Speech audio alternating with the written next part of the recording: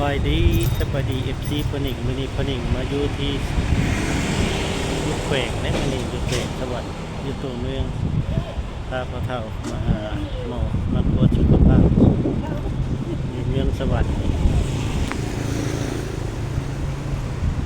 เข้ามาสวรรค์มื้อนี้โอ้ยเลาะตลอด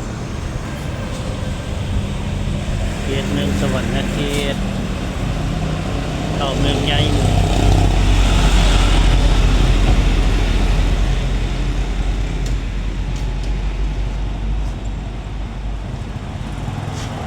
ข้าวมันไก่ปลาใหม่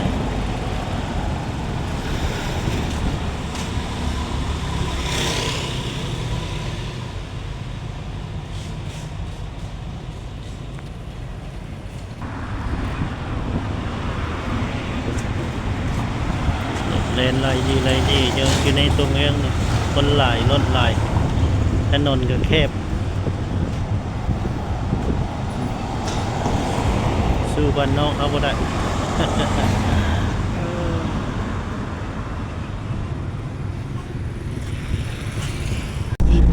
อุโมงค์ป่าไม้สวรรค์เขตเข้าอุโมงค์ต้นไม้ที่โซนอุโมงค์แล้วกาแฟมาเซิร์ฟมีส่วนผสมของคอลลาเจนจากใบน้ำเลือดแต่จะไม่มีสารสกัดจากใบนางรมใบแฝงกล้วยเห็ดลิ้นจืดสูตรกระสายดำและปลอดภัยเลยดิเก่ง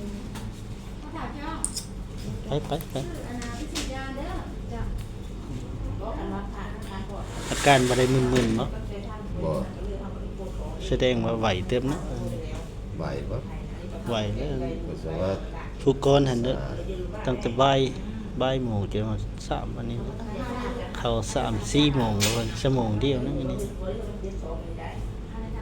แพ้บ่ได้ใหญ่ปานใดก็บ่จะแพ้ จากแล้วก็งอกก็บ่ได้นั่นกระด้างอยู่นั่นนี่ หากออกมาแต่ห้องผ่าตัดนิ้วเขาเท่าผ่าตัดนิ้วปลอดภัยเลยว่าเนี่ย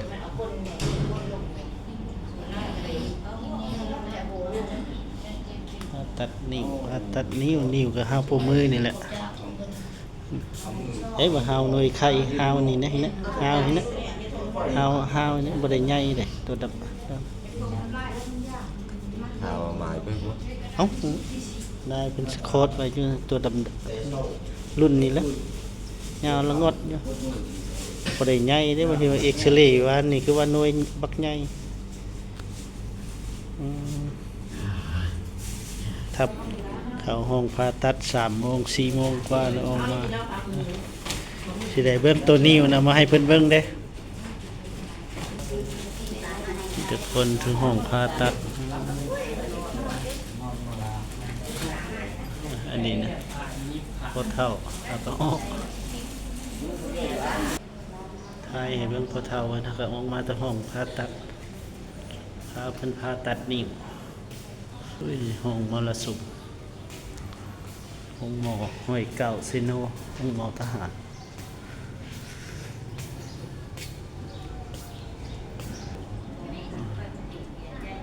เก่งอะไรใช่ไหมเนาะออกมาแล้วเพิ่นไกวหูล็อกเล็กเพิ่น บ่เป็นอย่างดอกนั่นก็ดีแล้วเพิ่นน้องสาวลาเพิ่นก็ยืนจะเคยอยู่เพิ่นมาให้กำลังใจ ไม่แหล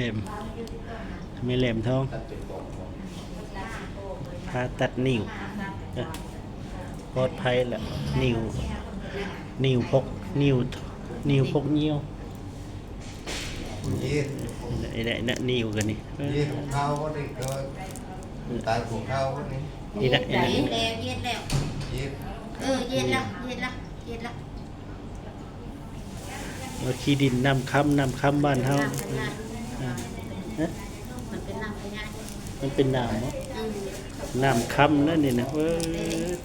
มันแตกติเป็นน้ำพญายุ่งเรานะ ก็ใหญ่เติบนี่นะนี่สำเร็จเสร็จสิ้นการผ่าตัดเจาะนิ้วพกเงี้ยวออก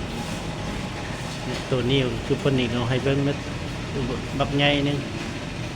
ผลจากการกินน้ำเพิ่นเอากินน้ำเปื้อนน้ำอย่างนี้น้ำค้ำน้ำอย่างนี้แหละน้ำบ่สะอาดมันก็ก่อเกิดให้การเป็นนิ่วเป็นหยัง อ๋อ